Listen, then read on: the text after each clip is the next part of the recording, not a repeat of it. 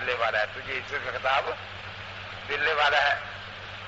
لیکن اس نے کچھ تاہی پوچھا نہیں اس کو کہ تو ہے کون اور کدھر رہتا ہے. وہ خط بھی گیا ویسے ہی اور عزت کا خطاب بھی نہیں ملا. یہاں تک لکھا کہ میں تو تیرا ہی خود کاشتہ پودا ہوں.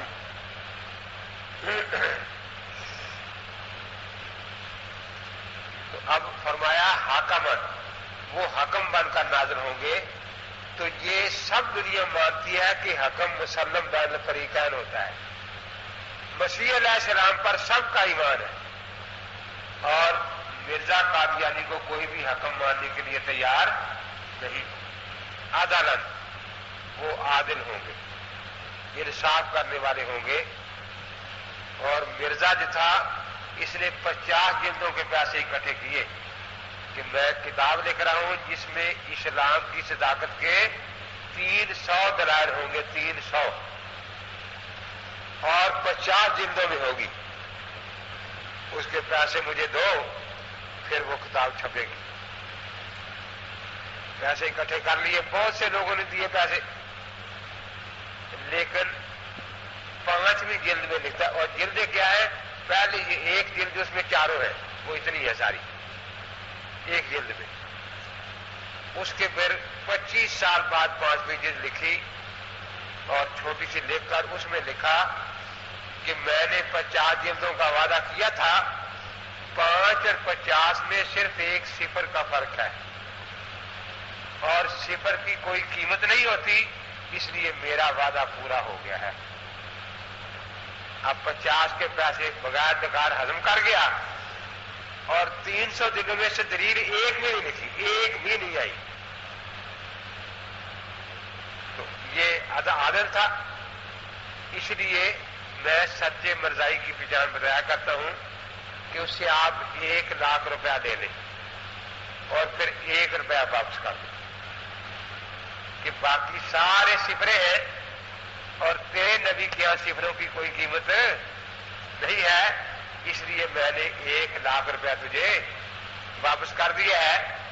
اگر وہ قادیانی اس کو خوشی سے قبول کر لے تو کم سے کم قادیانی پکا ہے، کم سے کم قادیانی پکا ہے. لیکن اگر اس پر بھی وہ ناراض ہو تو پھر اسے کہنا چاہیے کہ در کفر ہم ثابت نہیں دسوا مکن، کہ تو کفر بھی پکا نہیں ہے، ان کا کافر تو پکا ہونا چاہیے نا. اور دوسرا مرزا قادیانی لکھتا ہے کہ سچے قادیانی کی ایک ہی پہچان ہے، سچے قادیانی کی ایک ہی پہچان ہے کہ وہ نامرد ہوتا ہے، وہ نامرد ہوتا ہے. اس لیے میں کہا کرتا ہوں کہ بھئی اپنا میڈیکل کفن میں ساتھ رکھوا لیا کرو تاکہ کرامن کاتبین میڈیکل دیکھ کر سمجھ لے کہ نامرد ہے. خود مرزا قادیانی بھی نامرد تھا نا. لکھتا ہے کہ دہلی کی شادی کے بعد مجھ پر بہت بڑا ابتلا آیا کہ جب میں بیوی کے قریب جاتا تھا تو انتشار بکلی زائل ہو جاتا تھا. اس لیے اب یہ سوال اس دن سے آج تک بنا رہا ہے کہ یہ اولاد کیسے پیدا ہوئی تھی، کس کی تھی. تو ہمیں تو اتنا پتا ہے کہ ماسٹر محمد دین گھر میں رہتا تھا، وہ اور تو کام تھا کوئی نہیں، یہی کرتا ہوگا. تو یہ ساری ماسٹر محمد دین کی اولاد تھی. مرزا قادیانی لکھتا ہے کہ وہ خود جو نصرت نے خط لکھا اپنی والدہ کو وہ بھی چھپا ہوا ہے. یہ نصرت اصل میں وابڑ تھی نا، نیاسر نواب کی لڑکی ہے یہ، اور نکاح سے پہلے بھی 6-7 مہینے یہاں رہی ہے مرزا کے پاس. پھر چلی گئی، اس کے بعد منگنی ہوئی، نکاح ہو گیا. اس کے جانے کے بعد مرزا بیمار ہو گیا، سیریا کا دورہ پڑ گیا اس کو. اب اس نے جو خط لکھا ہوا ہے اپنی ماں کو، اس نے بڑا رو رو کے خط لکھا ہے کہ میری زندگی تباہ ہو گئی ہے کیونکہ مرزا صاحب عورت کے لائق نہیں ہے. مرزا خود بھی لکھتا ہے کہ جب میں بیوی کے پاس جاتا ہوں تو انتشار بکلی ظاہر ہو جاتا تھا. اس کے بعد اگلی بات مرزا لکھتا ہے کہ پھر میں نے بہت کچھ دعائیں کی اللہ کے سامنے، تو اللہ تعالی نے جبرائیل علیہ السلام کو حوض کوثر کے پانی کا ایک گلاس اور گارا دے کر بھیجا. تو حوض کوثر کا گارا جو ہے وہ مکھن سے زیادہ سفید اور بہت ہی زیادہ لذیذ تھا. میں نے وہ گارا کھایا اور گلاس پانی کا پیا تو پھر مجھ میں 50 مردوں کی قوت پیدا ہو گئی. اب یہ تو وہی مانے گا جو مرزے کو نبی مانتا ہو، دوسرے لوگ تو ایسی بات ماننے کے لیے تیار نہیں ہے. تو اس لیے وہ لکھتا ہے کہ سچا احمدی وہ ہوتا ہے جو نامرد ہو.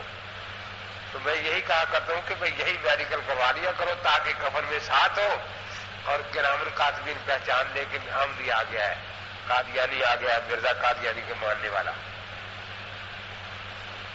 اب دیکھیے قرآن پاک نے یہاں اس مسئلے کا واضح طور پر فیصلہ فرما دیا کہ مسیح علیہ السلام کا دوبارہ نزول بھی ہوگا، حاکمن عادلن.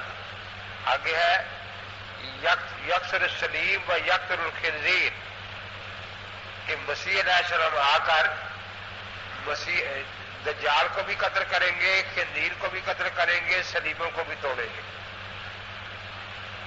اب دیکھیے مسیح علیہ السلام کے جانے کے بعد کیونکہ عیسائیوں کا عقیدہ غلط تھا کہ صلیب پر مرے ہیں، تو عیسائی صلیب کو بہت متبرک سمجھتے ہیں، گلے میں لٹکاتے ہیں، مکانوں پر بناتے ہیں، قبروں پر صلیب بناتے ہیں، کتابوں پر صلیب بن کا نشان بناتے ہیں. اس لیے کہ صلیب پر مسیح علیہ السلام ہمارا کفارہ بنے ہیں، ہمارے گناہ صلیب پر چڑھ کر معاف کرا دیے ہیں، اس لیے صلیب جو ہے یہ متبرک چیز ہے.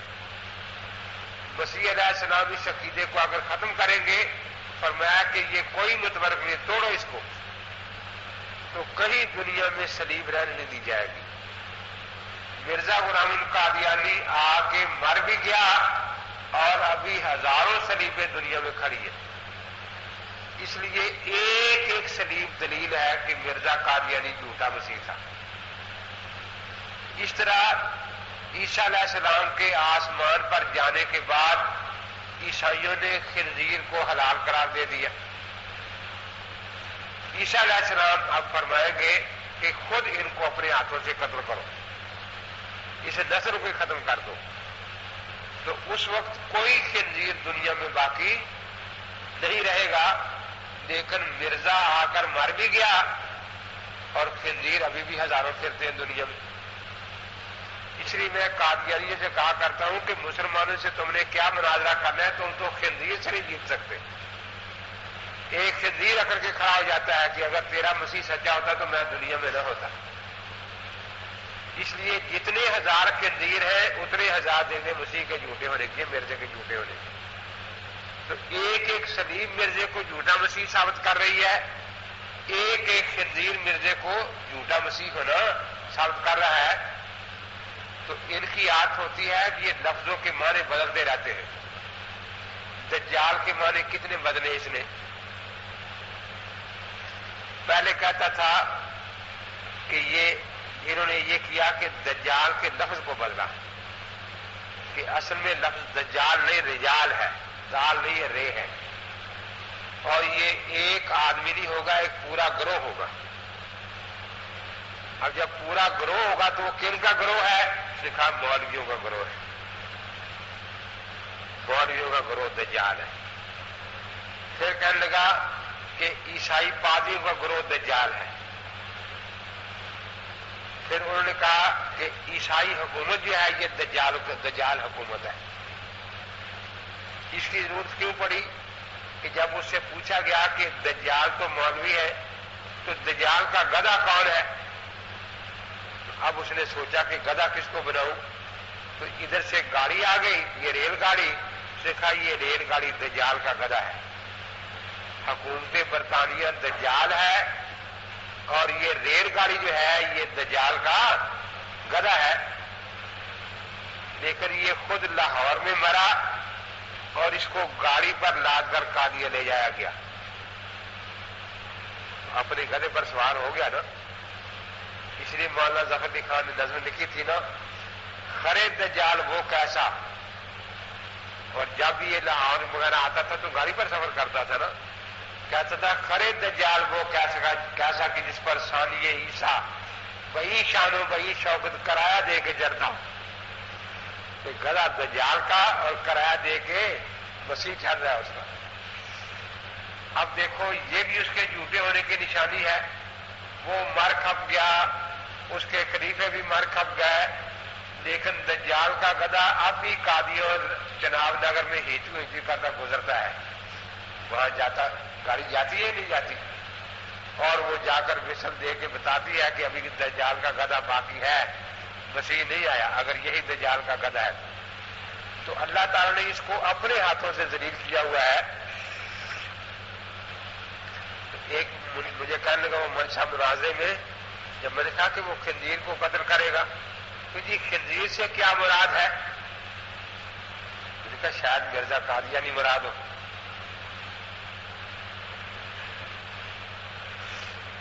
پادری برکت مسیح کو اس کی آپس میں لگتی رہتی تھی. تو اس نے اس کو تجزیہ خط لکھا, کیونکہ انجیل میں لکھا ہے کہ 3 خدا ہے نا. ایک خدا تو مسیح کی شکل میں تھا, ایک خدا روح القدس کبوتر کی شکل میں نازل ہوا تھا. تو مرزا اسے لکھتا ہے کہ آج ایک کبوتر میرے ہاتھ آ گیا تھا, میں نے اس کو ذبح کر کے پکا کے اس کا شوربہ پیا, اس کی ہڈیاں چبائی, اور مجھے بڑا لطف آ رہا تھا کہ میں عیسائیوں کے خدا کا شوربہ پی رہا ہوں, عیسائیوں کے خدا کی ہڈیاں چبا رہا ہوں. تو برکت مسیح نے آگے سے جواب لکھا کہ کبوتر کا ذبح کرنا نہ انجیل میں مسیح کے نشانات میں ہے, نہ قرآن میں, نہ حدیث میں. البتہ حدیث میں یہ آتا ہے کہ وہ خنزیروں کو قتل کرے گا. اگر تو خنزیروں کو قتل, کسی خنزیر کو قتل کر کے اس کا شوربہ پیتا اور ہڈیاں چباتا تو میں سمجھتا چلو ایک نشانی پوری ہو گئی ہے. کہتا تو مجھے یہ آپ کہتے ہیں کہ یسل خنزیر سے مراد, خنزیر کا مطلب ہے لیکھ رام ہے, پنڈت لیکھ رام. پنڈت لیکھ رام پشاور میں ہندوؤں کا پنڈت تھا بہت بڑا. اس نے جو براہ رحمدیہ کتاب لکھی وہ چھوٹی سی کتاب ہے, 4 حصے. اس نے اسی کا رد لکھا, تکذیب براہین مرزا کتاب کا نام ہے. مشکات کی ترتیب پر بہت بڑی کتاب ہے, اور مرزے کی زندگی میں اس کا رد لکھا. اس کا اعلان تھا کہ میری کتاب کا کوئی جواب نہیں لکھ سکتا. اس نے اتنی بڑی کتاب تکذیب براہین مرزا کے نام سے لکھ دی اور چھپوا کر مرزے کو بھیج دی. آج تک مرزا یا مرزے کا کوئی امتی اس کتاب کا جواب نہیں لکھ سکا. پھر اس نے دوسری کتاب لکھی جس کا نام ہے کلیات آریہ مسافر. وہ بھی اتنی موٹی کتاب ہے, کلیات آریہ مسافر. اس میں بھی بہت سے اعتراضات اس نے مرزے پر کیے. اس کا جواب بھی آج تک یہ نہیں لکھ سکتے. پھر اس نے جب وہ کتاب آ گئی تو اس کا طریقہ عجیب تھا. نور الدین حکیم جو تھا یہ کشمیر میں راجا کا ملازم تھا. اس نے مرزے کی کتابیں راجا کو دی. تو جب راجا کو پتا چلا کہ وہ دعویٰ کرتا ہے میں مسیح موعود ہوں, تو اس نے کہا کہ اگر وہ مسیح ہے تو مردہ زندہ کر کے دکھایا, میں مان لوں گا وہ مسیح ہے. راجا نے کہا. راجا نے اس کی تحریر مرزا کے پاس بھیج دی. مرنے کی پیش گوئیاں کرتا ہوں کہ فلاں مر جائے گا, فلاں مر جائے گا. تو اس لیے یہ الٹا مسیح تھا نا, وہ مردوں کو زندہ کرتا تھا, یہ زندوں کو مارنے کے لیے آتا تھا. اس لیے صحیح حیات کا مشہور شعر ہے نا, کسی دریا میں آئی تو گیانی ہے, مرزا کے میری تے نبوت کی نشانی ہے. دریا میں تو گیانی آگے تجھے میں نبی ہوں, مجھے مارنی سے گیانی آ گئی. کسی دریا میں چاہی تو گیانی ہے, مرزا کے میری تے نبوت کی نشانی ہے. کسی جے مخالفتی گاں مجھ موئی ہے, محمود آ کے میرے تے پیو دی پیش گوئی ہے. کسی مخالف کی گائے مر گئی, بھینس مر گئی, مرزا میرے خواب میں کہتا کہ میرے ابا کی پیش ہوئی تھی کہ پھر آگے بحث مر جائے گی. اگر پیش بھی نہ کرتا تو شاید مرتی نہ بحث اس کی. تو اس لیے اسی طرح اللہ تعالیٰ نے اس کو ذلیل کیا. اس کی ساری پیشگوئیاں بھی غلط ہوئی جیسے میں نے پہلے عرض کیا تھا.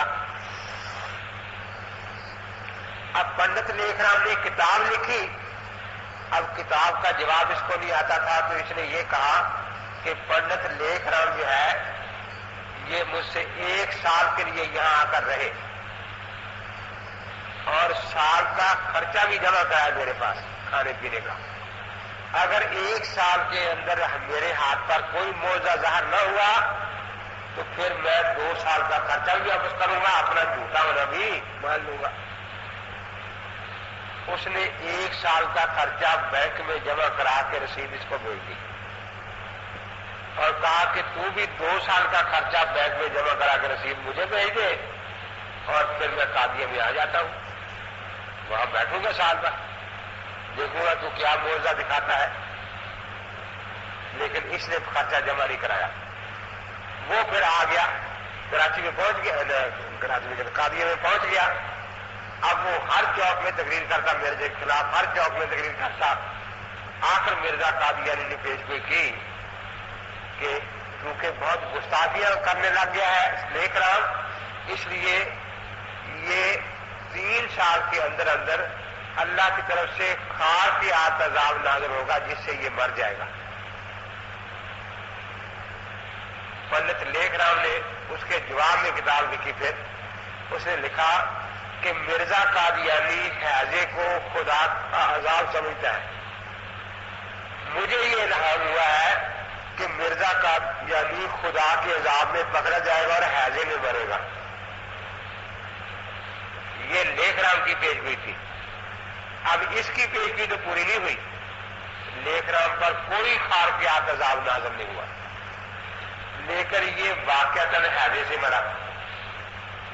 اب قادیانی کہتے ہیں کہ نہیں حیضے سے نہیں مرا, صرف قے آتی تھی, دست آتے تھے, حیضہ نہیں تھا.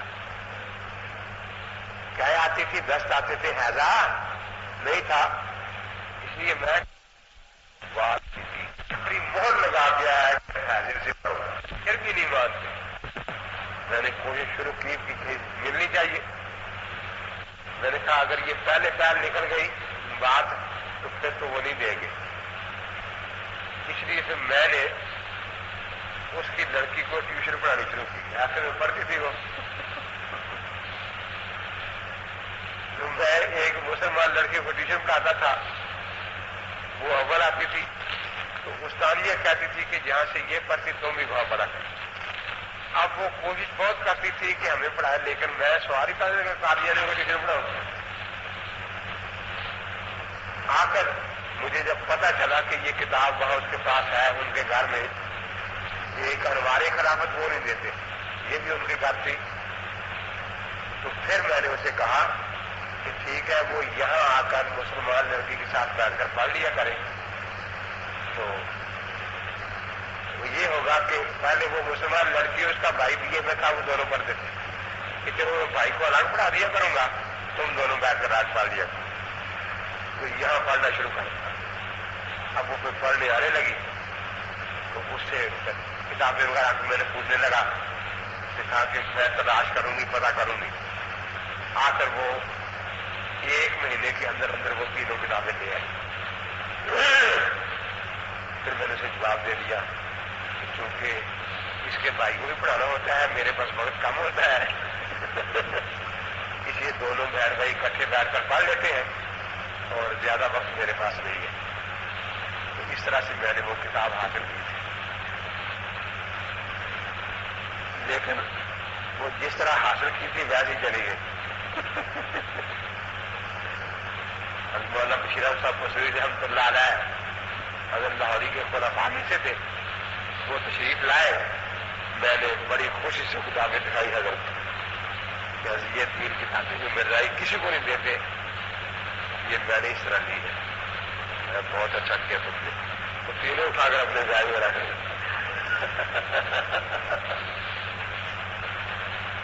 اب میں کچھ کہہ نہیں سکتا تھا. ایک حجیت المہدی تھی، ایک انوار خلافت تھی، اور ایک حیات ناصر تھی۔ خیر پھر حجیت المہدی کے لیے میں نے شہر میں پتہ چلا، وہاں ایک لڑکی کو ٹیوشن پڑھانی شروع کی۔ تو جیسے ان کی عادت ہوتی ہے، کیونکہ وہ ایک دو بچیوں میں تو سکول میں تو شہرت تھی کہ ایک ماسٹر ٹیوشن پڑھاتا ہے، تو میں نے پڑھانا شروع کر دیا۔ اب وہ مجھے پورے سالہ دیتی، میں لے جاتا۔ پھر مجھے پوچھیں گے کہ آپ ہماری کتابیں پڑھ لیتے ہیں؟ میں بہت شوق سے پڑھتا ہوں۔ میں نے کہا اصل بات یہ ہے کہ پہلے اس کی سیرت پڑھنی چاہیے جو آپ کا نبی تھا، تاکہ پتہ چلے وہ کس کریکٹر کیسا آدمی تھا۔ کہ ہاں یہ تو پہلے پڑھنی چاہیے، میں سیرت پر کتابیں تلاش کروں گی۔ اچھا، اس نے اگلے دن مجھے سیرت مسیح بہت چھوٹی سی تھی، ایک وہ سے رکھی ہوئی تلاش کر کے، اور ایک اور تھی چھوٹا سا رسالہ جیسے کہ سیرت پر، وہ دونوں چھوٹے رسالے ہیں، وہ میرے پاس پہلے بھی تھے۔ میں نے کہا بڑی کتاب ہو نا، بڑی۔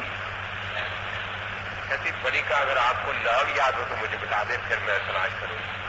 تو اس کا نام ہے سیرت المہدی، اور 3 جلدوں میں ہے۔ ٹھیک ہے، اس نے مجھے کہا کہ سیرت المہدی تو نہیں ملی، لیکن میری بہن، بڑی بہن رب کاج میں پڑھتی ہے، اس کو میں نے خط لکھ دیا ہے کہ میرے استاد ہیں اور ان کو حضرت کی سیرت کے مطالعے کا بہت زیادہ شوق ہے، اور سیرت المہدی کی وہ بہت تلاش میں ہے، جہاں سے بھی ملے، چوری اٹھانی پڑے تو مجھے بھیجو، اور 3 دن ملے تو بھیجو۔ وہ 10-12 دن کے بعد کتاب آ گئی، اس نے مجھے 3 جلدیں دے دی۔ یعنی کتاب آ گئی ہے، کہتی ہے کہ یہاں کسی دکان پر یہ کتاب دستیاب نہیں ہے، میں نے ایک سہیلی کے گھر سے چوری اٹھائی ہے، لیکن تو اپنے استاد کو دے دے، ان سے میں نمٹ دوں گی، پیسے دے دوں گی ان کو۔ بس وہ کتاب پھر مجھے مل گئی، اگلے دن میں پڑھانے نہیں گیا۔ 5 دن گزر گئے، اس کی والدہ آئی، اس کا والدہ سکول میرے پاس کیا پڑھ لیا تھا۔ میں تو گاؤں میں رہتا ہوں اور دیر ہو جاتی مجھے، اس لیے میرے پاس وقت نہیں ہوتا کہ نہیں دیکھو 2-3 مہینے اور پڑھا دو، امتحان آنے والا ہے۔ میرے پاس وقت نہیں ہوتا، میرا مقصد میں نے کہا دل میں برا ہو گیا ہے۔ ایک بہت پرانی بائبل تھی، اس کے لیے میں نے عیسائی پادری کے لڑکے کو ٹکٹ بلائی تھی، تو میں نے دیکھ لی اس کے پاس کے رکھی ہوئی ہے۔ وہ جو گرجا ان کا ہوتا ہے نا، اس میں ٹیبل میز ہوتا ہے، اس پر وہ تبرک کے لیے عام طور پر پرانا نسخہ رکھتے بائبل۔ اب میں وہاں جاتا رہتا تھا تو میں نے دیکھا کہ نسخہ رکھا ہوا ہے۔ اب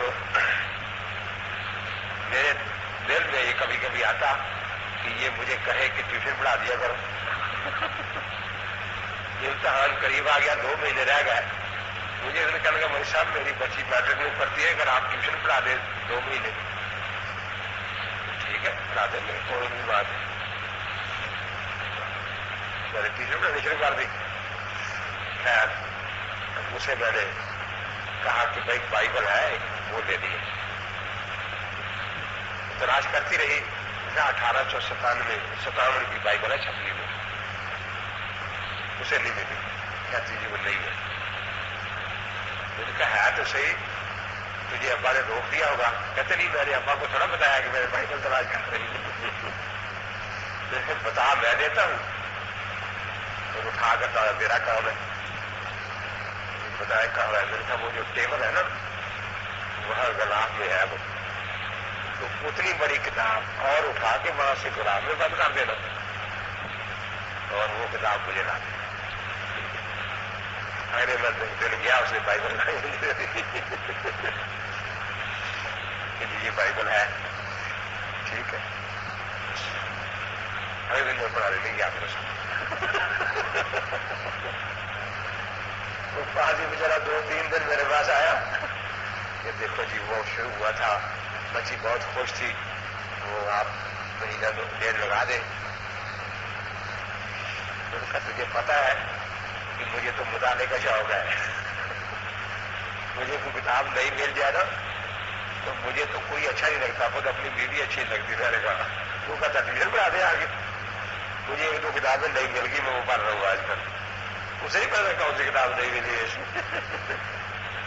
بس پھر میں نے اس کو پڑھانا بند کر دیا. تو اس طرح میں نے کچھ نایاب چیزیں اکٹھی کی تھی. ایک میرا دوست تھا، وہ بھی اسکول کی ٹیوشن پڑھاتا تھا. ایک بائبل مجھے اس نے لا کے دی، اسی طرح کسی عیسائی کو ٹیوشن پڑھائی، اور میں اس سے کہا کہ مجھے بائبل کا بڑا شوق ہے. تو دوسرے وہ مجھے لا کر دی، کیونکہ یہ پرانی کتابیں تو بالکل نہیں دیتے نا، بالکل چھپا جاتی ہیں. ایک ماسٹر نے مجھے دی تھی. وہ اسکول ٹیچر تھا ہمارے ساتھ، اور ان کا مناظر بھی تھا، مبلغ بھی تھا. مجھے کہنے لگا بیٹھے بیٹھے باتوں میں کہ یہ مولوی صاحب اکثر جھوٹ بولتے رہتے ہیں کہ عیسائی بائبل میں تحریف کر دیتے ہیں، بدل دیتے ہیں. آپ کا بھی ایسا ہی غلط خیال ہے.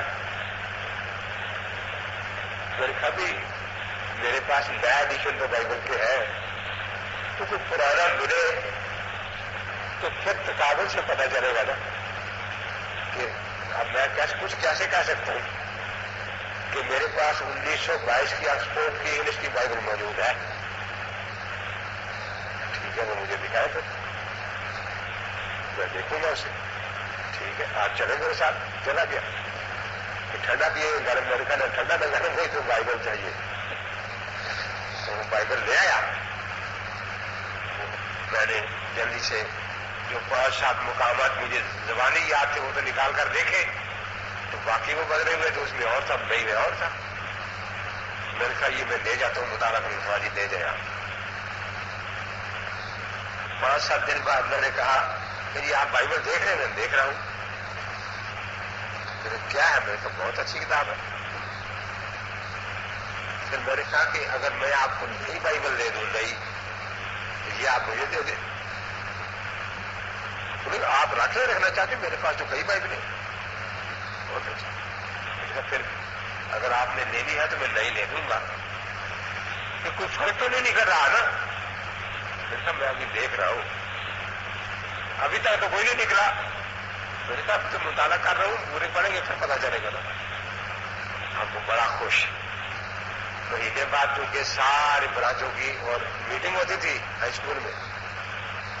اب وہ وہاں بیٹھا ہے، 2-3 ماسٹر بیٹھے ہیں.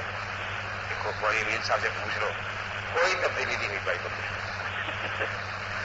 وہاں بیٹھتا ہے، کوئی امین صاحب سے پوچھ لو، کوئی تبدیلی نہیں بائبل میں. وہ آج کل پرانی بائبل کا مطالعہ کر رہے ہیں. اب میں بائبل لے کے گیا ہوا تھا، نئی بھی پرانی بھی. جب فارغ ہوئے کام سے سارے بیٹھ گئے.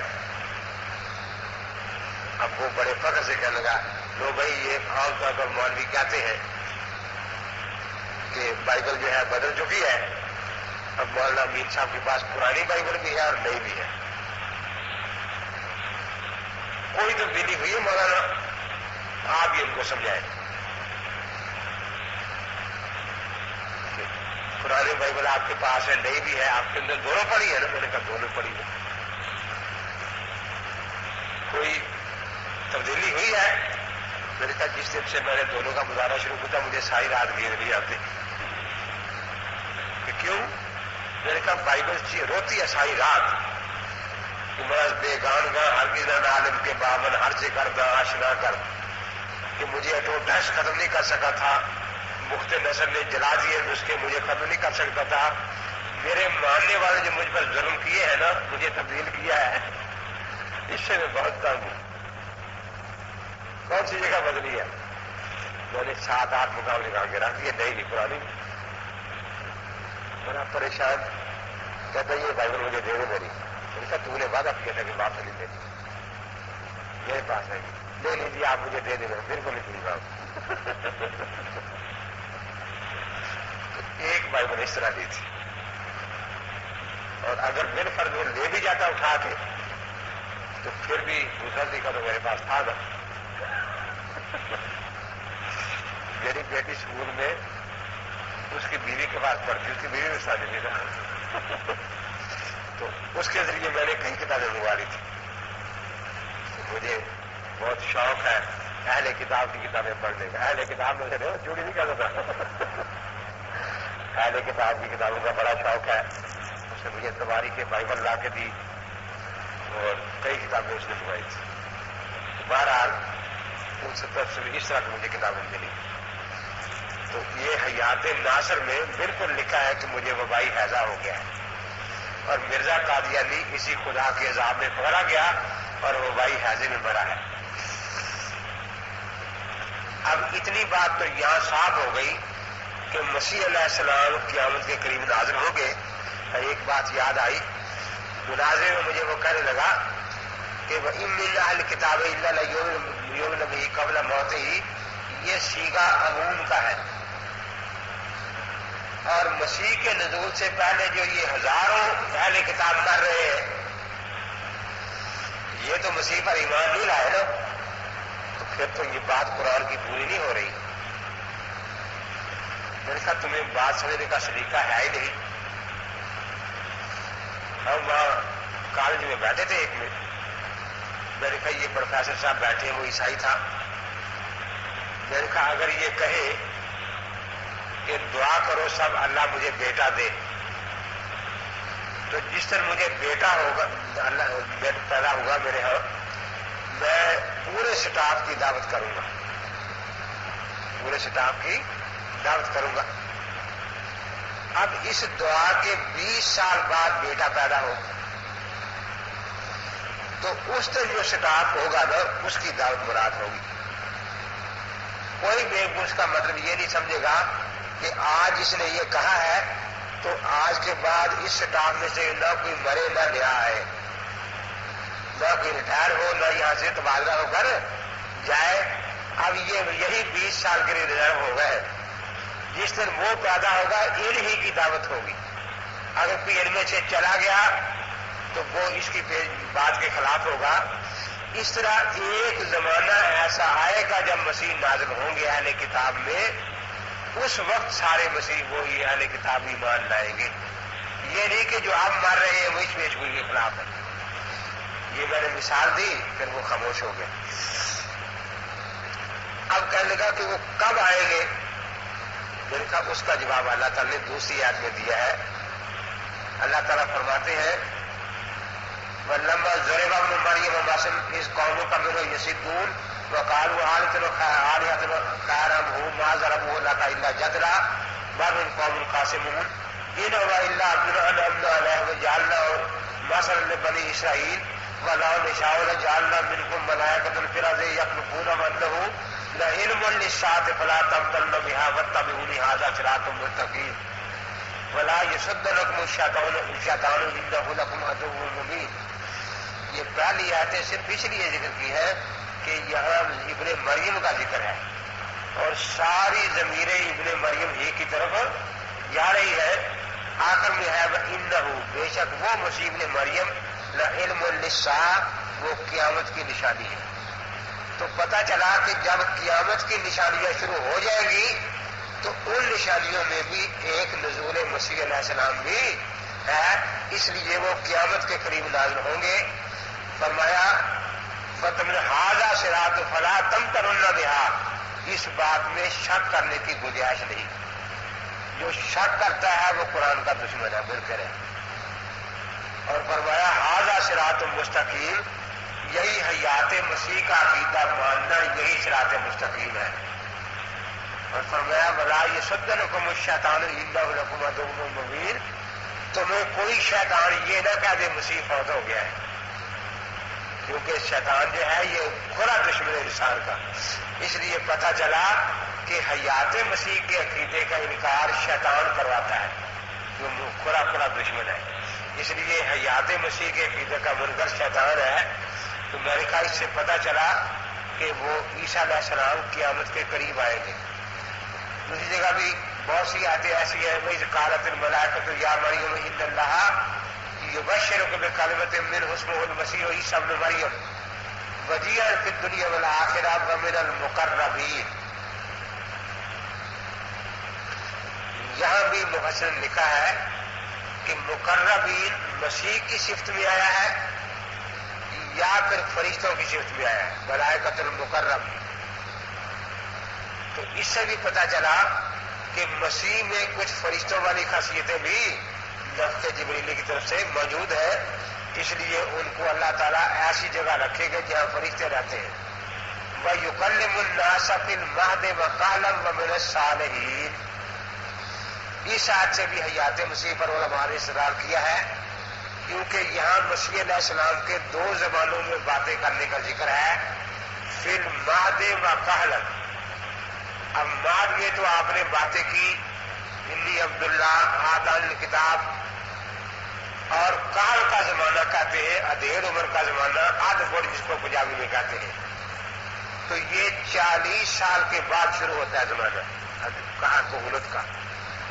اب مسیح علیہ السلام 33 سال کی عمر میں اس دنیا سے اٹھا لیے گئے، اس کے بعد وہ آسمانوں پر ہے، تو کالن تب ہی صحیح ہو سکتا ہے کہ وہ دوبارہ اس دنیا میں آئے اور پھر اس دنیا میں اللہ کے احکام لوگوں کو سنائے، دنیا کے لوگوں سے باتیں کرے۔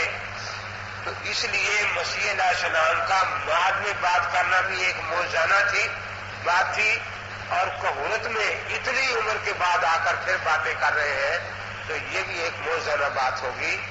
تو اس لیے کال میں جو باتیں مسیح علیہ السلام نے وہ کرنی ہے، وہ آئندہ آ کر کرنی ہے۔ قالت ربی اللہ یکون لی ولد ولم یمسسنی بشر قال کذلک اللہ یفعل ما یشاء اذا قضى امرا فانما یقول له کن فیکون یعلمہ الکتاب والحکمہ والتوراۃ والانجیل۔ قرآن پاک میں جہاں بھی تورات اور انجیل کے ساتھ کتاب اور حکمت کا ذکر آیا ہے تو اس سے بال اتفاق کتاب اور سنت مراد ہے۔ اب مسیح علیہ السلام پہلی زندگی میں تورات انجیل تو جانتے تھے، لیکن کتاب و سنت سے تک کبھی دنیا میں آئی ہی نہیں تھی۔ لیکن اللہ تعالیٰ فرما رہے ہیں کہ مسیح علیہ السلام کو جس طرح تورات اور انجیل کی تعلیم دی جائے گی، اس طرح کتاب و سنت کی تعلیم بھی دی جائے گی۔ تو یہ بھی صحیح ہو سکتا ہے کہ کتاب و سنت کے زمانے میں مسیح علیہ السلام دنیا میں پھر آئے اور وہ کتاب و سنت کی تعلیم جو ہے ان کو ہو، اور اسی کے مطابق وہ اپنی زندگی گزارے۔ اب پہلے 33 سال زندگی کے وہ تورات اور انجیل کے مطابق گزار کر گئے ہیں، اب آنے کے بعد 40 سال وہ کتاب و سنت کے مطابق گزاریں گے۔ تو جب ان کا آنا اگر مانا نہ جائے تو پھر قرآن پاک کی یہ آیت جو ہے یہ صحیح ثابت نہیں ہوگی۔ اب جو قادیانی دھوکہ دیتے ہیں جس آیت سے متوفی کا، اس کا ترجمہ بھی عرض کر دوں، کہتے فلما احس عیسیٰ منہم الکفر، کہ جب عیسیٰ علیہ السلام نے محسوس کیا کہ اب یہ بالکل کفر پر اتر آئے ہیں اور مجھے شہید کر دیں گے۔ سب مفسرین نے یہاں کفر کا آگے لکھا ہے قتل، کہ اب یہ مجھے شہید کرنا چاہتے ہیں۔ فلما احس عیسیٰ منہم الکفر قال من انصاری الی اللہ۔ اب عیسیٰ صاحب نے کہا کہ کون اللہ کے لیے میری مدد کرے گا؟ قال حواریون نحن انصار اللہ۔ اب حواریوں نے کہا کہ ہم مدد کریں گے اللہ کے دین کی۔ اب اس وقت آمنا باللہ واشہد بأننا مسلمون، ہم ایمان لائے اللہ پر، آپ گواہ ہیں کہ ہم فرمان بردار ہیں۔ ربنا اننا آمنا بما انزلت واتبعنا الرسول فاکتبنا مع الشاہدین۔ اس کے بعد کیا ہوا؟ وَمَكَرُوا وَمَكَرَ اللَّهُ وَاللَّهُ خَيْرُ الْمَاكِرِينَ۔ اب انہوں نے بھی خفیہ تدبیر شروع کر دی مسیح کو شہید کرنے کی، اور اللہ نے بھی خفیہ تدبیر شروع کر دی مسیح کو بچانے کی۔ وَمَكَرُوا وَمَكَرَ اللَّهُ، اگرچہ لفظ مکر صحیح غلط معنوں میں استعمال نہیں ہوتا، اس لیے اس طرف نسبت اللہ کی طرف جو کی گئی ہے اس کو صنعت مشاغلت کہتے ہیں۔ جیسے کہتے ہیں برائی کا نتیجہ برائی، تو جو نتیجہ ہوتا ہے وہ اصل میں برائی نہیں ہوتا، وہ تو نتیجہ ہوتا ہے، لیکن صنعت مشاغلت کی بنا پر اس کو بھی برائی کہہ دیا جاتا ہے۔ تو اصل میں بری تدبیر تو ان کی تھی، لیکن چونکہ اللہ نے ان کی بری تدبیر ان پر ہی پلٹ دی، اس لیے اس پلٹنے کو بھی شرط مشاغلت کی بنا پر مکر کہہ دیا گیا ہے۔ تو مکروا ومکر اللہ، ان نے بھی اپنی تدبیر شروع کی اور اللہ نے بھی تدبیر شروع کر دی. واللہ خیر الماکرین، اللہ تعالیٰ بہترین تدبیر کرنے والے ہیں. اب ان کی تدبیر میں 4 باتیں تھیں. اچھی طرح آیت کا مطلب سمجھے. 4 باتیں. پہلی بات یہ کہ مسیح کو گرفتار کرنا ہے. دوسری بات یہ کہ مسیح کو صلیب پر مارنا ہے. پھر صلیب پر مارنے کے بعد ان کے جسم کو خوب ذلیل کرنا ہے، ٹکڑے ٹکڑے کرنا ہے.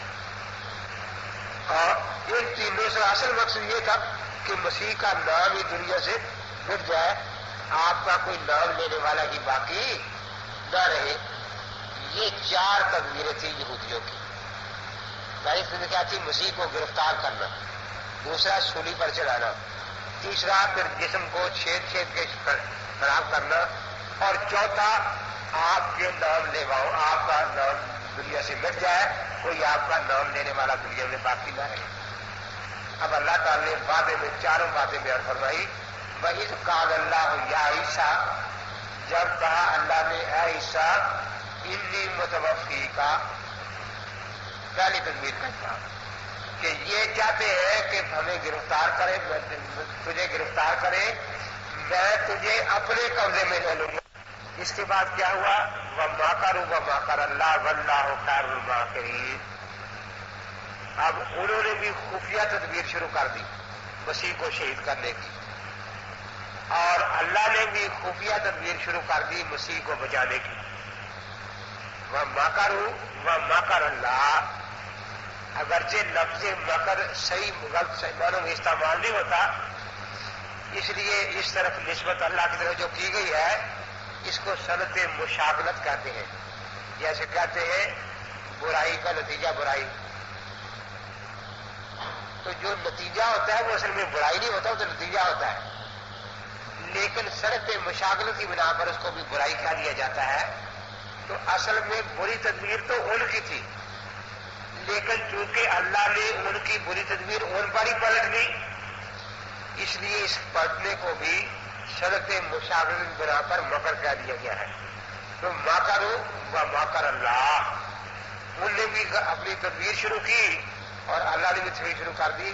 واللہ خیر الماکرین، اللہ تعالیٰ بہترین تدبیر کرنے والے ہیں.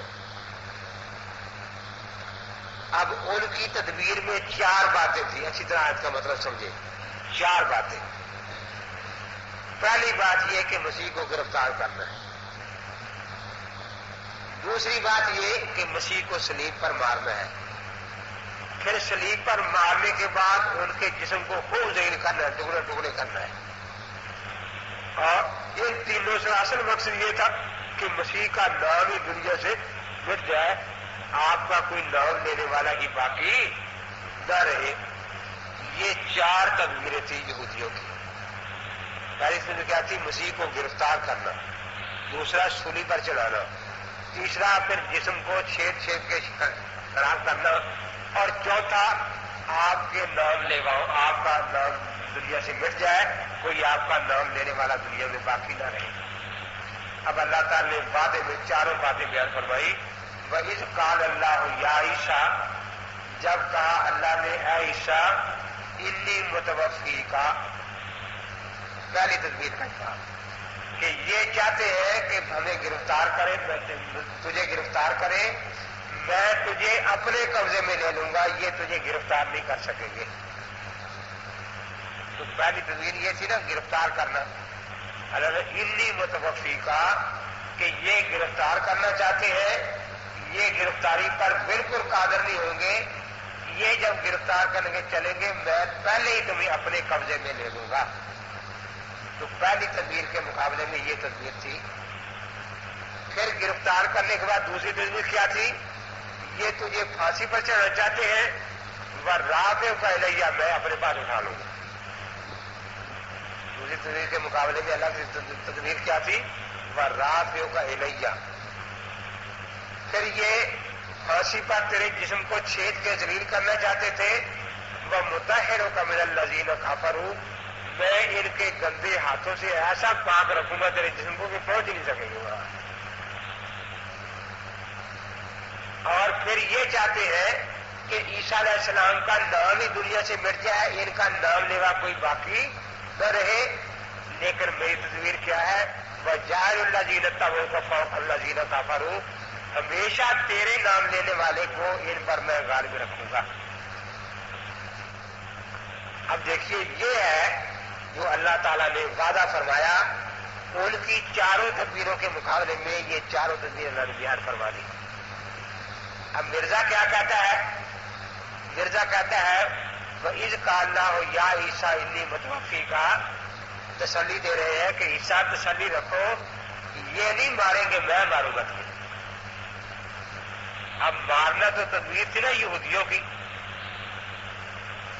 کہ معاذ اللہ کتی چورا نہ رہ گئی. کتی اللہ تعالیٰ تسلی دے رہا ہے کہ یہ کیا ماریں گے، میں ماروں گا تجھے، تو یہ تسلی ہے. اب مرزا کہتا ہے کہ اس کا معنی موت ہے، تو پھر یہ بنے گا کہ یہودیوں کی جو تدبیر ہے کہ تجھے ماروں گا، میں بھی ان کے ساتھ مل کر تدبیر دوں، اس لیے یہودیوں کے ساتھ میں مل کر تجھے مار دوں گا. اذ قال اللہ یا عیسیٰ انی متوفیک. اب آگے کہتا وہ رافعک الیہ، اور تجھے عزت کی موت دوں گا. یہ وہ ترجمہ کرتا ہے مرزا قادیانی. تو جب پہلے اس لعنت کی موت مان لی شروع پر چلنا تو عزت کی موت کہاں رہی؟ وہ مطہرک من الذین کفروا، کہ 600-700 سال بعد عیسیٰ علیہ السلام آ کر پھر آپ کی پاک دامنی بیان کریں گے کہ مریم صدیقہ پاک تھی، اور حضرت عیسیٰ علیہ السلام اور مریم کی پاک دامنی 700 سال بعد کرنا ہے. وَجَعَلُ الَّذِينَ اتَّبَعُوكَ فَوْقَ الَّذِينَ كَفَرُوا، اور واقعہ سلیم کے 30 سال بعد عیسائی جو تھے وہ یہودیوں پر غالب آ گئے. اب دیکھو ترتیب اس نے خود توڑ دی کہ مطہروں کو میرے کافروں 700 سال بعد، اور جعل الذین تبو کا فوق کافر 30 سال بعد. حالانکہ قرآن میں وہ بات بھی ہے. تو جو مطلب یہ بیان کر رہا ہے وہ بالکل غلط ہے. وہ اللہ کی تصویر کامیاب نہیں ہوئی، پھر یہودیوں کی تصویر کامیاب ہوگی نا. وَإِذْ قَالَ اللَّهُ يَا عِيسَىٰ إِنِّي مُتَوَفِّيكَ، اے عیسیٰ میں ماروں گا تجھے. وَرَافِعُكَ إِلَيَّ، اور کشمیر کی بلند پہاڑیوں پر پہنچا دوں گا. وہاں سے بھاگ کر کشمیر کھاتے چلے گئے نا. وَمُطَهِّرُكَ مِنَ الَّذِينَ كَفَرُوا، تو جو مطلب مرزا بیان کرتا ہے یہ بالکل غلط ہے. اس لیے اللہ تعالیٰ نے اس آیت میں بھی بالکل واضح طور پر مسیح کے رفع آسمانی کا ذکر فرمایا. اب جتنے بھی نئے باطل فرقے نکلتے ہیں نا، یہ پورے مسئلے میں سے کوئی جگہ دیکھتے ہیں کہ وہاں اختلاف ہونا، پھر اس پر شور مچا کر کہتے ہیں یہ مسئلہ اجماعی نہیں اختلافی ہے. اجماعی نہیں اختلافی ہے. اب انہوں نے دیکھا کہ توفی کے معنی میں محسن نے 3 قول ذکر کیے. موت بھی اس کا معنی آتا ہے، نیند بھی آتا ہے، اور پورا پورا لینا بھی اس کا معنی آتا ہے. اس لیے یہ لفظ توفی کی بات چھیڑ کر بیٹھ جائیں گے. مسئلہ اختلافی ہے، مسئلہ اختلافی ہے. حالانکہ ہمارے اسلام کا مدار لفظ توفی ہے ہی نہیں. اچھی طرح ذہن میں رکھے، ہمارا مدار ہے رافع کے لیے، اور بر رفع اللہ جائے. اور رفع کے معنی میں کسی مفسر نے اختلاف کیا ہی نہیں. سارے کہتے ہیں کہ بالاتفاق رفع جسمانی مراد ہے. تو جب اس معنی پر اتفاق ہے تو جہاں اختلاف ہوگا اس میں پھر وہی معنی لیا جائے گا جو اس اتفاقی معنی کو غلط نہ کرے. اختلاف کو اتفاق میں لے جایا جائے گا نا. تو اس لیے جنہوں نے توفی کے معنی میں اختلاف کیا ہے ان نے اتفاقی معنی نہیں چھوڑا. جن نے یہاں توفی کے معنی قبر پاک میں حیات ہے، یہ تعلق اور بات ہے. واقعتاً 2 قول ہیں. اب وہ اس قول پر مرزائیوں کی طرح لے کر بیٹھ جاتے، دیکھو جی یہاں اختلاف ہے، تو پھر کہتے پتہ چلا کہ حیات کا مسئلہ بھی اختلافی ہے. تو یہ قادیانیوں سے دھوکہ انہوں نے چھین لیا اس قسم کا. تو ہمارا مدار لفظ رفع ہے، لفظ توفی ہے نہیں چلے سے. جب رفع میں سب کا اتفاق ہے کہ رفع جسمانی مراد ہے تو توفی کے جتنے بھی معنی ہوں گے وہ اسی طرح لوٹائے جائیں گے کہ رفع کا اتفاقی معنی خراب نہ ہو۔ اس لیے یا توفی کے معنی جتنے بھی لیے جائیں گے، نیند ہو موت ہو، وہ رفع کے معنی اس سے متاثر نہیں کیے جائیں گے۔ تو یہاں اس آیت سے بھی یہی ثابت ہوا۔ مرزا قادیانی نے پنجاب میں بیٹھ کر عربی کا لیا قاعدہ گڑا، پنجاب میں بیٹھ کر عربی زبان کا، جو عرب والوں کو پتہ ہی نہیں ہے کہ اللہ فاعل ہو، مفعول ذی روح ہو اور توفی باب تفعال سے ہو تو معنی موت کے سوا کوئی آتا ہی نہیں۔ حالانکہ بیچارے عرب والوں کو اس کا پتہ ہی نہیں، اس قاعدے کا۔ پنجاب میں بیٹھ کر نئے عربی کے قاعدے کر رہا ہے۔ علامہ انور شاہ نے پھر لکھا کہ اللہ فاعل ہو، مفعول ذی روح ہو، باب توفی ہو اور ساتھ لفظ رفع ہو تو کبھی موت کا معنی آتا ہی نہیں۔ ایک مثال کا دلا دو، ہم 10 لاکھ روپیہ انعام دیں گے۔ اس نے 20,000 1,000 انعام رکھا تھا۔ آج تک کوئی مرزائی کرسچین کو قبول کر نہیں سکا۔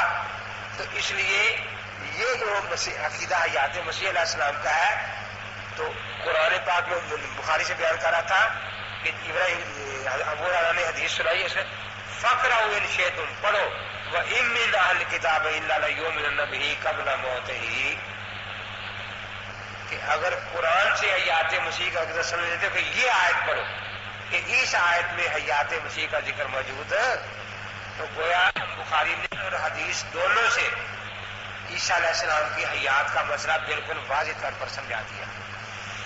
کیا ہے روپیہ آپ کو؟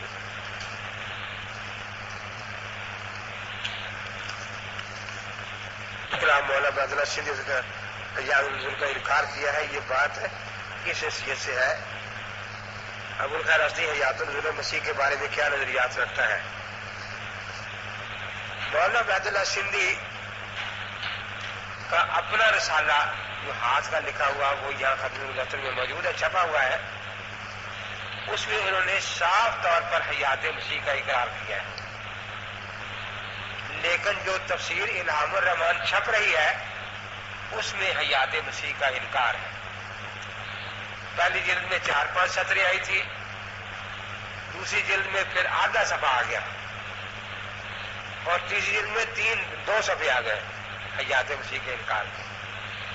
تو مولانا غلام مصطفیٰ صاحب سے میں ملا جو چھاپ رہے تھے، حیدرآباد میں فوت ہو گیا اب تو، ان سے میں نے مل کر کہا کہ یہ آپ کیا کر رہے ہیں؟ تو انہوں نے یہ کہا کہ اصل میں یہ تفسیر املائی تفسیر ہے، ان کی اپنی لکھی نہیں، اور یہ جار اللہ نے لکھی ہے تو اس میں یہ بات موجود ہے، میرے پاس جار اللہ کا نسخہ ہے، تو میں نے کہا پھر آپ جار اللہ کے نام پر شائع کریں، جو شیعہ ہے ہمارے نام پر بھی شائع کر رہے ہیں۔ تو یہ جو کلام الہام الرحمان چھپ رہی ہے تفسیر، یہ جار اللہ کی اصل میں املائی ان کی املا ہے، جار اللہ لکھا ہے، تو جار اللہ کی اپنی باتیں بھی اس میں شامل ہیں۔ اس لیے مولانا عبداللہ سندھی کے بارے میں وہی بات ہے جو انہوں نے اپنے ہاتھ سے لکھی ہے۔ ابو الخیر ہستی نے آج سے 25 سال پہلے رسالہ لکھا تھا جس میں حیات مسیح کو ثابت کیا تھا۔ آج سے 25 سال پہلے وہ رسالہ اب بھی موجود ہے۔ اب اس نے 3 کتابیں لکھی ہے کہ عیسیٰ علیہ السلام فوت ہو چکے ہیں۔ میں نے جب اس کے رسالے کا حوالے سے لکھا کہ 30 سال پہلے تجھے قرآن نہیں آتا تھا، اب قرآن آنے لگا ہے، اگر تو 30 سال پہلے تو نے صرف اپنی رائے لکھی ہوتی پھر تو ہم مانتے کہ تیری رائے بدل گئی ہے، کیا اب قرآن بدل گیا ہے یا تو بدلا ہے؟ قرآن تو وہی ہے۔ تو پھر اس نے اپنے تیسرے رسالے میں لکھا کہ میرے پہلے رسالے منسوخ سمجھے جائیں۔ تو پھر میں نے اسے لکھا کہ تجھے اپنی رائے کو منسوخ کرنے کا حق ہے، قرآن کو منسوخ کرنے کا حق، کیونکہ وہاں تو نے قرآن سے اور صحیح احادیث سے یہ ثابت کرنے کی کوشش کی تھی۔ اب اس کا سارا دار و مدار یہ ہے کہ یہ جو بخاری میں حدیث آپ نے دیکھی ہے اس کا راوی زہری ہے اور زہری شیعہ ہے، اس پر ہم نے اس سے بات کی کہ آپ اس کا شیعہ ہونا ثابت کریں کہاں ہے یہ شیعہ ہے. تو شیعہ ہونے کی دلیل کے ساتھ اتنی ہے کہ اصول کافی میں سندوں میں اس کا نام بھی آتا ہے. اصول کافی میں جو شیعوں کی کتاب ہے، اس کے سوا اس کے پاس کوئی دلیل نہیں. اب اسی بخاری میں تکبیر تحریمہ کی رفع دین ہے، اس میں میزوری ہے. تکبیرات انتقالات کی حدیثیں ہیں 110 صفحے پر، یکبر عند کل خفض ورفع، اس میں میزوری ہے. لا صلاۃ لمن لم یقرأ بفاتحۃ الکتاب، اس کا راوی بھی زوری ہے. تو میں نے کہا نماز میں کوئی مسئلہ شاید ہی ایسا ملے جس میں زوری نہ آتا ہو.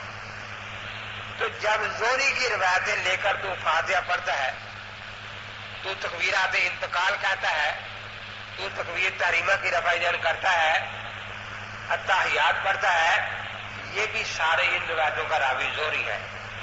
تو وہاں زوری کی بات اللہ کی بات میں مانتا ہے تو اس عقیدے میں کیوں نہیں مانتا؟ اس کا اس کے پاس کوئی جواب نہیں. اس نے اپنے رسالے میں جھوٹ لکھا ہے کہ سیر اعلام النبلاء میں ذہبی نے اس کو شیعہ لکھا ہے. ہم نے کہا کہ سیر اعلام النبلاء میں دکھائے آپ کہاں ہے؟ بالکل جھوٹ لکھا ہے، سیر اعلام النبلاء میں یہ نہیں لکھا. اپنی کتاب میں ایک حوالہ اس نے یہ دیا ہے کہ اس میں یہ غیر مقدمہ ہوا، فیاض عالم صدیقی اس کی کتاب صدیقہ کائنات کا حوالہ دیتا ہے. اس نے 3-4 حوالے لکھے ہیں کہ زہری شیعہ تھا، شیعوں کا جنگ تھا، ایسا تھا ایسا تھا ایسا تھا. اب اس کتاب کا حوالہ وہ چونکہ اردو میں ہے وہ اس نے اپنی کتاب میں دیا.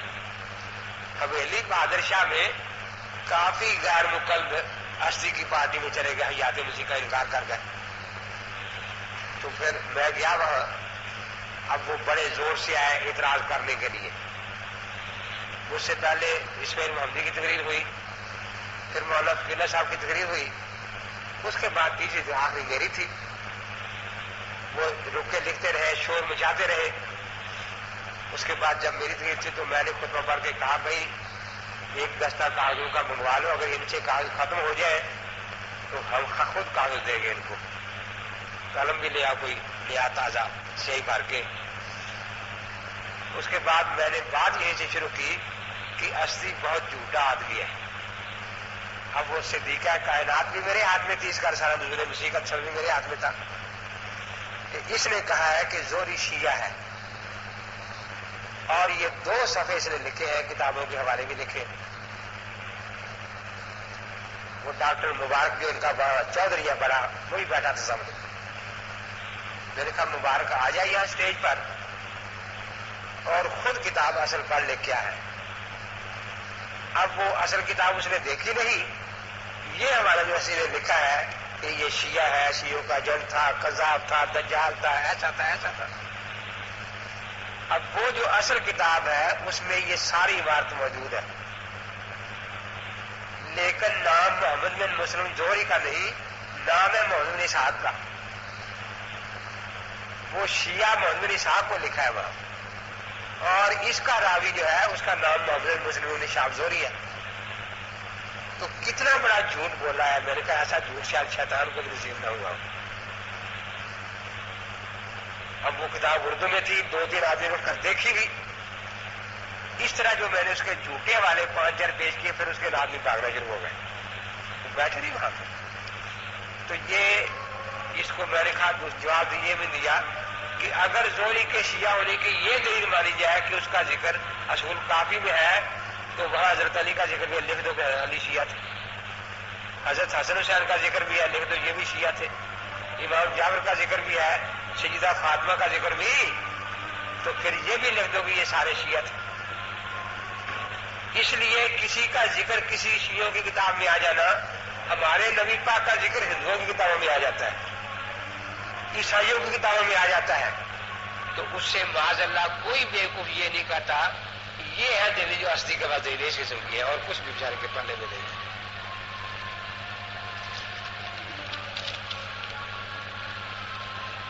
कहने कुरान पाक शाह का जमायत हमारा मीसा को कत्ल है। मालूम होता है कि यहूदियों ने मसीह को कत्ल नहीं किया, उनने हजरत को कोई सूरी नहीं दी। ईसाई कहते कि हम इसलिए कहते हैं यहूदियों ने न कत्ल किया न सूरी दी, बल्कि कत्ल करने वाले रूमी थे। रूमियों के कत्ल की कुरान में कोई नफी नहीं। ईसाई अपने इस दावा को साबित करने के लिए तारीख की बाज रिवायत का सहारा भी लेते हैं। मोहम्मद कासिम मुल्तानी, तो इसमें ये बात आदि नकल की है, जो दावा दायर करने वाले हैं पिलातुस की अदालत में वो सारे यहूदी हैं, कत्ल का फतवा लेने वाले वही हैं, कत्ल करवाने वाले वही हैं। अलबत्ता उस पर अमल दरामद बाकी रूमी फौज ने किया है, और यहूदी आज तक कहते हैं कि हमने कत्ल करवाया, कुरान ने नकल किया ना, कौन हिंदा कत्ल मसीह ईसा ना मरियम। तो जब वो इसको अपने सर ले रहे हैं, ईसाई खुद मानते हैं कि यहूदियों ने उनको गिरफ्तार करवाया, तो फिर अब इससे कोई बात नहीं बनती। ऐसी बातों से हकीकत छुपा नहीं करती, इसलिए ये बात उनकी गलत है। कुरान पाक ने सिर्फ मसीह के सलीब की तरदीद नहीं की, बल्कि उनको जिस वक्त किसी को सलीब दिया जा रहा था उससे पहले जमाने में जिंदा आसमान में उठाना भी माना है। इसलिए ईसाइयों के अकीदा कि मसीह सलीब पर चढ़े, ये खा रूमी ने चढ़ाया या कुछ किसी ने चढ़ाया, इसकी कुरान ने साफ साफ तरदीद किया है, और बगैर सलीब के करीब गया उनका रफा आसमानी माना है। रफा के मुकाबले नज़ूल का लफ्ज़ आया, लफ्ज़ हदीस शरीफ में आता है, के लिए मुस्कित साबित नहीं होगा। ये दौरे में आके मुस्कित तोय के साथ लिखता है, मुस्कित काफ दो नुक्तों वाला और तोय लिखी है। हालांकि इस काते कसम के तो दूसरा काफ है ना, ते के साथ होता है। एक कुरान की एशिया की दलील होनी चाहिए। तो मैंने ये बताया कि कुरान में भी मिनाल किताब बात, यहाँ अहले किताब का लफ्ज़ है ना, इन्नहु इल्मुल लिस्साअ, खुद कुरान पाक में भी इसके नज़ूल की दलील मौजूद है। अलबत्ता इसके लिए लफ्ज़ नज़ूल जो है वो वहां नहीं है, लफ्ज़ नज़ूल जो है वो हदीस में आ गया। तो आकर इसके लिए कोई लफ्ज़ इस्तेमाल किया जाएगा या नहीं, तो ये तो कोई ऐसी बात नहीं है। वो कुरान नज़ूल की दलील कुरान से देते हैं, अदम नज़ूल की कुरान देते हैं। मायदा 116 117 को दलील के तौर पर पेश करते हैं। सूरह मायदा में 116 जो है, फलम्मा तवफ़्फ़तनी कुन्त अंतर रक़ीब अलैहिम, उसमें वो तो क़यामत के दिन का जिक्र है, और क़यामत से पहले हम भी मसीह की मौत के कायल हैं। पहली बात तो ये कि वहां तवफ़्फ़तनी जो है, मुतवफ़ी का तो मुफ़स्सिर 3 कौल जिक्र किए मुफ़स्सिरीन में, वहां बिल इत्तिफ़ाक़ सबने रफ़ात अली लिखा है, वहां किसी ने मौत का जिक्र किया ही नहीं। क्यों? वो जो आयतें सूरह मायदा की है, वहां तवफ़ी का जिक्र है कि कहां तवफ़ी हुई, वहां जहां अहले किताब बसते थे, जो अहले किताब बाद में 3 खुदा मान लेंगे, तसलीस के कायल होंगे, और ये मुल्क शाम है।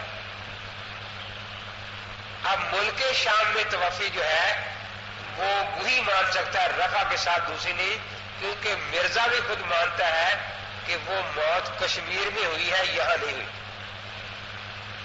हालांकि कुरान कहता है कि तवफ़ी वहां हुई है, यहां तसलीस के कायलीन मौजूद थे। तो इसलिए कुरान पाक का सियाक व सबाक यहां भी मिर्जा की तरदीद कर रहा है। तवफ़्फ़तनी का अगर वो ज़िद में माना मौत भी करे, तो ये मुकालमा क़यामत के दिन का है, और क़यामत से पहले ईसा की मौत के सारे कायल है, उसका तो कोई इनकार नहीं करता। तो वो क़यामत से पहले मौत का जिक्र है ना, उसको हम मानते हैं। ना तकव्वला नमाज लखावील, चंद बातें गलत कह डाले तो उनके दाएं हाथ को बरोड़ेंगे उसकी।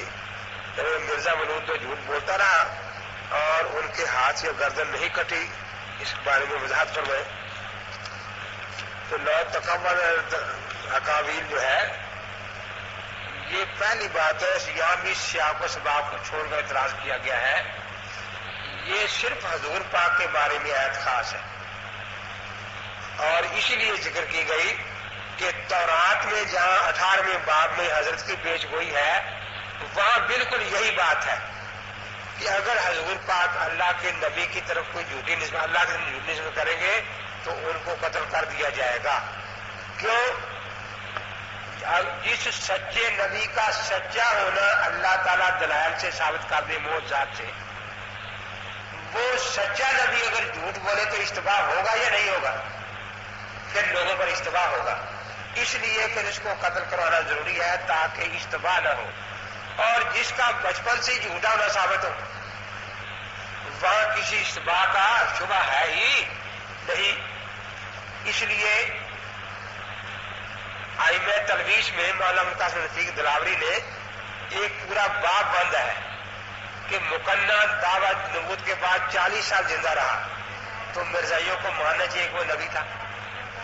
اسحاق خراسانی 35 سال زندہ رہا اس کو ماننا چاہیے کہ یہ تھا.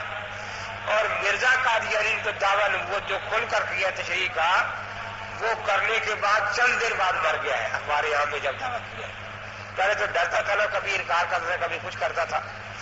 تو لو تکبر باز القابیل یہ قرآن کھول کر دیکھے یہ سیاق و سباق حضرت پاک کے بارے میں یہ کلیہ قاعدہ ہے ہی نہیں.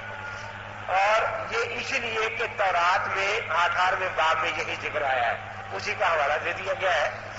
رہا یہ کہ اشتباہ جب ہوتا ہے کہ پہلے اللہ تعالیٰ ایک نبی کا سچا ہونا دلائل سے ثابت کرتے ہیں.